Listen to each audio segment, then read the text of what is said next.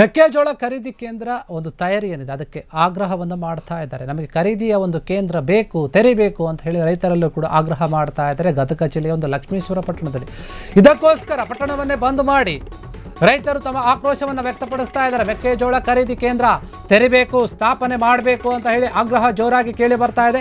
ಗದಗ ಜಿಲ್ಲೆಯ ಲಕ್ಷ್ಮೇಶ್ವರ ಪಟ್ಟಣವನ್ನೇ ಬಂದ್ ಮಾಡಿದ್ದಾರೆ ರೈತರು. ರೈತರ ಹೋರಾಟಕ್ಕೆ ವಿವಿಧ ಕನ್ನಡ ಪರ ಸಂಘಟನೆಗಳು ಆಗಿರಬಹುದು, ದಲಿತ ಪರ ಸಂಘಟನೆಗಳು ಮತ್ತು ಬೇರೆ ಬೇರೆ ಸಂಘಟನೆಗಳು ಎಲ್ಲರೂ ಕೂಡ ಸಾಥ್ ಕೊಟ್ಟಿದ್ದಾರೆ ಹೋರಾಟಕ್ಕೆ. ಪಕ್ಷಾತೀತವಾಗಿ ನಾಯಕರು ಕೂಡ ಜನಪ್ರತಿನಿಧಿಗಳು ಬೆಂಬಲವನ್ನು ಕೊಟ್ಟಿದ್ದಾರೆ. ಕಳೆದ 4 ದಿನಗಳಿಂದ ನಿರಂತರವಾಗಿ ಅಹೋರಾತ್ರಿ ಧರಣಿಯನ್ನು ಮಾಡಿದ್ದಾರೆ ರೈತರು. ಇದುವರೆಗೂ ಕೂಡ ಖರೀದಿ ಕೇಂದ್ರ ತೆರೆಯುವ ಹಿನ್ನೆಲೆ ಏನು ಬಂದ್ಗೆ ಕರೆಯನ್ನು ಕೊಡಲಾಗಿದೆ. ಲಕ್ಷ್ಮೇಶ್ವರ ಪಟ್ಟಣ ಬಂದ್ಗೆ ಉತ್ತಮ ಪ್ರತಿಕ್ರಿಯೆ ಕೂಡ ಸಿಕ್ಕಿದೆ. ಅಲ್ಲಿನ ಜನರು ಸಹಕರಿಸಿದ್ದಾರೆ.